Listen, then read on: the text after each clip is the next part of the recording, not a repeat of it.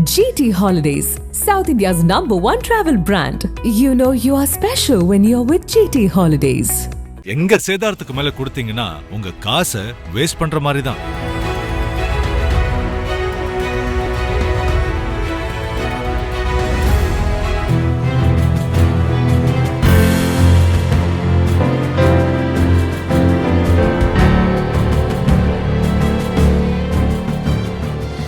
கோவாவில் கடந்த 20ஆம் தேதி முதல் 28ஆம் தேதி வரை இந்திய சர்வதேச திரைப்பட விழா நடைபெற்றது. நிறைவு விழாவில் கோவா முதல்வர் பிரமோத் சாவந்த், மத்திய இணை அமைச்சர் எல் முருகன் உள்ளிட்ட பலர் கலந்து கொண்டனர்.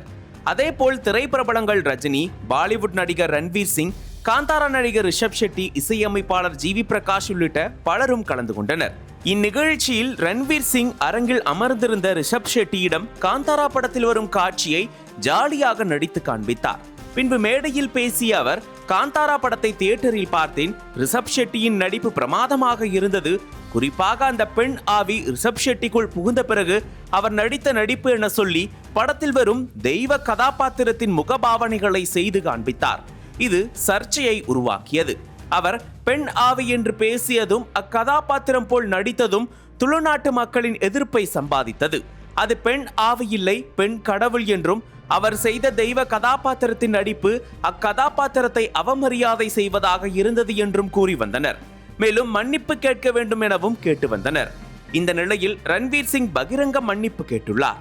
இது தொடர்பாக அவர் வெளியிட்டுள்ள இன்ஸ்டாகிராம் ஸ்டோரியில், படத்தில் ரிஷப் ஷெட்டியின் அற்புதமான நடிப்பை முன்னிலைப்படுத்துவதே தனது நோக்கமாக இருந்தது. ஒரு நடிகராக அந்த குறிப்பிட்ட காட்சியை அவர் செய்வதற்கு எவ்வளவு உழைப்பு தேவைப்படும் என்பதை நான் அறிவேன். அதற்காக அவர் என்னுடைய போற்றுதலுக்குரியவர்.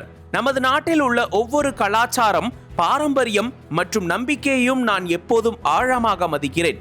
யாருடைய உணர்வுகளையும் நான் புண்படுத்தி இருந்தால் நான் மனதார மன்னிப்பு கேட்டுக்கொள்கிறேன் என குறிப்பிட்டுள்ளார்.